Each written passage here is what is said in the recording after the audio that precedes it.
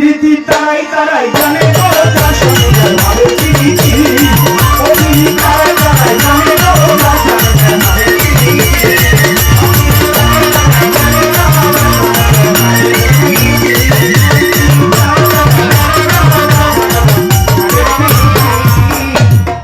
যেইভাবে প্রশ্ন করেছো সবাই জানাই ধন্যবাদ পূর্ণ বেদি ধন্যবাদ জানাই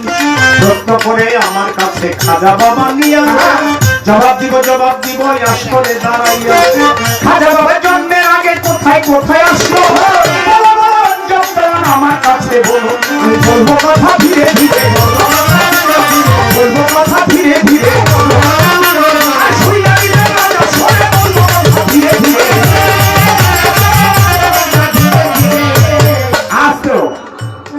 আমাদের এই গানটা হইল বাণী প্রধান গান। যারা পড়াশোনা করেছেন ছাত্র যারা আছে তারা বলতে পারবে আমাদের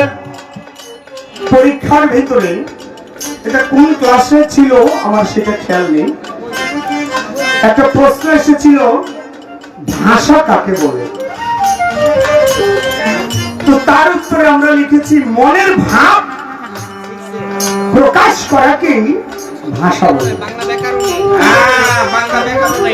এখন আমাদের এই বাউল গানটা বিচার গানটা যারা মুরব্বী আছেন তারা বলতে পারবেন এই দেশে গান করেছে আমার দাদা গুরু জ্ঞানের প্রদীপ রজ্জলি দেওয়ান গান করেছে খালেক ডন সাহেব গান করেছে মালিক ডন সাহেব গান করেছে পরবর্তী প্রজন্মে এসে শামসুদ্দন সাহেব গান করেছে পরশালী ডন সাহেব মাখন ডন সাহেব তাদের গান শুনে অভ্যস্ত তারা এক একজন মঞ্চে দাঁড়াইলে 1 ঘন্টা 1.5 ঘন্টা 2 ঘন্টা আমার বাবার মুখে শুনেছি যে অনেক শ্রোতারা বাড়ি থেকে চিরা মুড়ি মিঠা এগুলি একটা গাঠির ভিতরে বাইন্দা তারপরে আসে বসতো গান শুনে কখন শেষ হয় বলা যায় না কারণ 2 বয়সী বাচ্চা যেটুকু মাঝে মাঝে ঝগড়া এই ঝগড়ায় একটা ঝগড়ায় 2 দিন গান হইতো একদিনের মাইনে 2 দিন গান এখন সেই গান হয় না কেন হয় না আমরা শিল্পীরা গেছি মনের দিক দিয়া একভাবে গেছি মিলিয়া আবার শিল্পীদের ভিতরে গেছে হিংসা ঢুকিয়া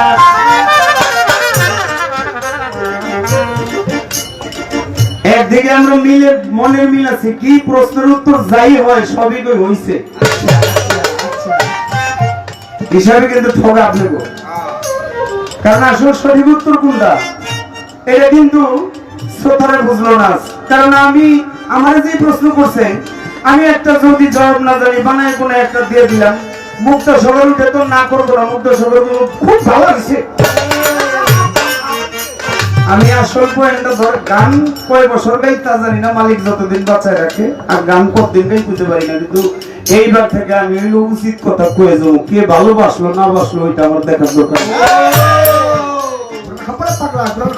হ্যাঁ প্রশ্নের জবাব কোন শিল্পী কিন্তু না করে না করে এটা হয় নাই এটা করে না কিন্তু খাঁটি হইল নাকি হইল না এই বিষয়টা কেউ ভেদ বলে না তাই ওই দিক দিয়ে বাউল শিল্পীর একটু মনের মিল আছে যদিও কিন্তু একটু হিংসা ঢুকছে কারণ রাত্র শেষ হইলে 70,000 80,000 টাকা লয় বায়না দিয়া নিজে কি আর নিজেই আছে মাটিতে পাও না রায় ঠেকিয়া আকাশেতে উড়ে বেড়ায়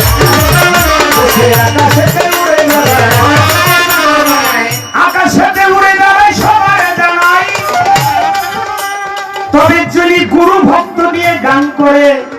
তার কাছে আমার প্রেম ভক্তি দে যার ভিতরে গুরু ভক্তি আছে যার ভিতরে প্রেম ভক্তি আছে ওই বাউলকে দেখলেই যেন আমার ভিতর শান্তি হয়ে যায় যাক চলে যাক বেশি কথা নাই প্রয়োজন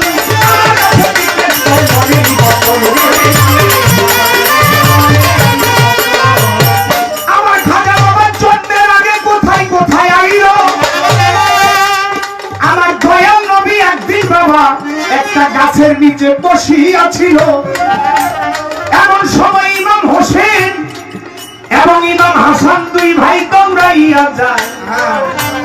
জিজ্ঞেস করে নানা ভাই তোমার কাছে প্রশ্ন আমার ভাই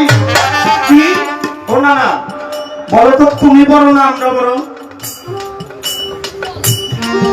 প্রশ্নটা আবার হোসেন ইমাম হোসেন বলতেছে নানা ভাই সঠিক জবাব দিতে হবে তুমি বলো না আমরা বলো এই প্রশ্ন হঠাৎ করে কেমনে করলাম তো তুমি বলো না আমরা বলো এটার জবাবটা তুমিই দাও ইমাম হোসেন ভাই আমি ছোট ভাই ওই আমি জবাব দেবো বলো তো নানা ভাই তোমার বাবার নাম কি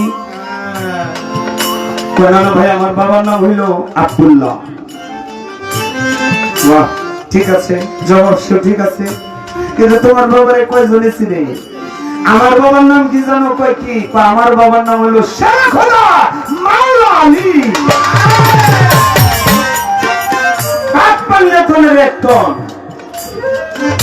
না ভাই না এই জায়গা দিয়ে তুমি বড় হইছো আর কোন দিক দিয়ে বড় কয় আপনার মায়ের নাম কি কয় আমার মায়ের নাম হইল মায়ামেনা কয় আপনার মায়ের কয়জনে ছিল আমার মায়ের নাম কি জানেন কয় কি কয় আমার মায়ের নাম হইল জগৎ জননী জান্নাতে খাতুন মা ফাতেমা এই দিক দিয়েও তুমি বড় হয়ে গেলা আর কোন দিক দিয়ে বড় কয় আপনার নানার নাম কি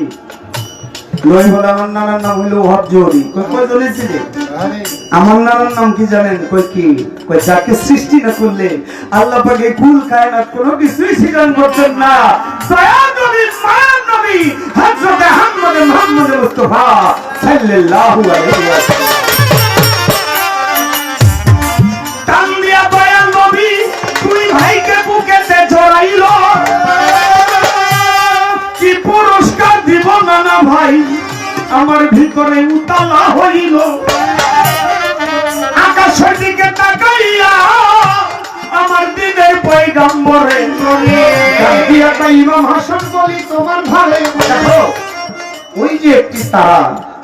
একটু বড় মিটি মিটি করে জ্বলছে বলে হ্যাঁ বলে এই তারাটা হইল আব্দুল কাদের জিলানী বড় পীর গাউসে সামনানি এই রূহটা হাসান তোমার বংশে আসবে তাই বড় পীর হইল হাসানি বংশ আর পাশে যে আরেকটি তারা একটু ছোট ঝলমল করে জ্বলছে ওইটা হইল খাজা মঈনুদ্দিন চিশতি উনি আসবে ইমাম হোসেন নানা ভাই তোমার বংশে তাই বড় পীর ছিল হাসানি বংশে আমার খাজা বাবা ছিল হোসেনি বংশে এই তো একবার এসেছিল তোমারে জানাই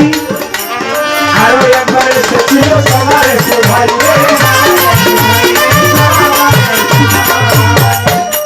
আমার দিনের রবি দিনের পয়গম্বরে যদি মেরা যেতে যায় আপনারা জানেন সবাই আছে হাদিসে ফরমান অনেকগুলি পোড়াক ছিল সেই না জায়গায় আমার দয়াল নবী কোন বোরাকে উঠবে ভেবে পাই না হয় দেখি একটা রোগাক্রান্ত ওই বোরাক রইয়াছে দাঁড়াইয়া অনেক চিকুন রোগাক্রান্ত একেবারে হ্যাংলা পাতলা অনেকগুলি বোরাক হৃষ্টপুষ্ট সুস্থ কিন্তু আমার নবী দয়ার নবী মায়ার নবী তিনি কি করলেন সুস্থ বোরাকে না উঠে ওই কোনায় দাঁড়িয়ে রয়েছে একটা রোগাক্রান্ত বোরাক ওই বোরাকের পৃষ্ঠে গিয়ে তার রহমতের হাতটা বুলাই দিলেন রহমতের হাত বুলানোর সাথে সাথে বোরাকটা তরতাজা হয়ে গেছে একবার সুবহানাল্লাহ বলবেন না রোগাক্রান্ত বোরাক যার হাতের স্পর্শে তরতাজা হয়ে যায় তিনি হইলেন আল্লাহর প্রিয় রাসূল বোরাকে তাজা হইয়া এই রান্না চানাচি করে আমার নবী উঠতে পারে না বোরাকের উপরে খাজা বাবাই কোথায় গিয়া খাজা রুহু কোথায় গিয়া বোরাকের লাগাম ধরিল খাজা রুহু কোথায় গিয়া আমার খাজা বাবার রুহু ওই বোরাকের লাগাম ধরলেন এই বোরাক তোমার পৃষ্ঠে উঠবে আখিরি নবী আখিরি আম্বিয়া যাকে সৃষ্টি না করলে কিছুই হইতো না সেই দয়াল নবী মায়ের নবী উঠবে তোমার পৃষ্ঠে তুমি এত উতলা কেন লাগামটা ধইরা বোরাককে শান্ত করেছে এই যে এইখানে আরেকবার এসেছিল আর যখন মোকামে আওরায় সমস্ত রুহানি সৃষ্টি করেছিলেন ওইখানে আমার খাজা বাবার রুহু এবং বড় পীরের রুহু ছিল। সেই রুহু আমার দয়াল নবী দিতেছিলেন, অবলম্বন করেছিলেন যে এই হবে বেলায়েতের যুগের কর্ণধার।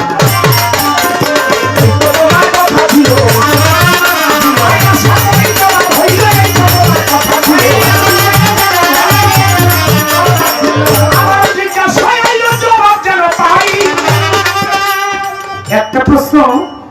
হয়ে গেছে, আমি বাড়তি আলাদা কোনো প্রশ্ন করবো না। আমি আপনার গানের থেকে আমার জান আমি একটু জানতে চাই। আপনি বললেন বড়দের একটা ওই কবরস্থানের ভিতরে ঢুকছে, বড় পীরের স্পর্শে 450 রুহু জিন্দা হয়ে গেছে। আমার প্রশ্ন এইটা অন্য জায়গায় কি, প্রত্যেকটা মানুষের রুহু যখন আজরাইল কবজ করে, যদি নেকি বান্দা হয় তাহলে সেই নেকির রুহুটা নিয়ে 7 আসমানের উপর ইল্লিনে চলে যায়, আর যারা পাপী বান্দা তাদের রুহু নিয়ে সপ্ত জমিনের নিচে সিজ্জিন নামক স্থানে চলে যায়। ওই জায়গায় একটা চুঙ্গার মতো আছে, ওই চুঙ্গার ভিতরে ঢুকায় রাখে। আচ্ছা, 450 রুহু যে আবার জিন্দা হয়ে গেল, মুদ্দার যে জিন্দা হয়ে গেল, ওই রুহুগুলি কি আজরাইল আল্লাহর হুকুমে আবার ওই রুহুগুলি 450 মুদ্দারের ভিতর ঢুকছে? যদি ঢুকা থাকে তাহলে কেমনে ঢুকলো? এটা জানা তো অবশ্যই। আরে কথা জিজ্ঞেস কর,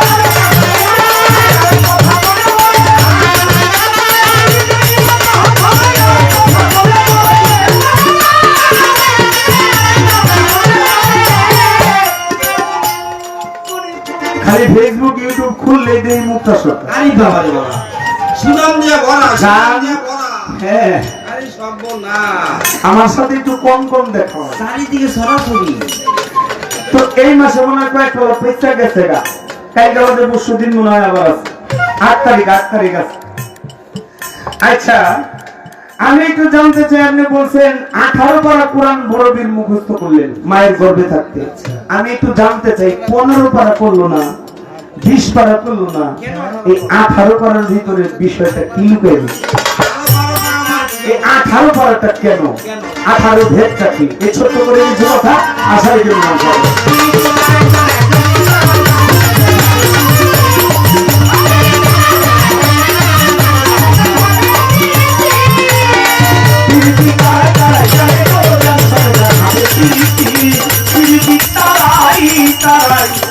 জানে গো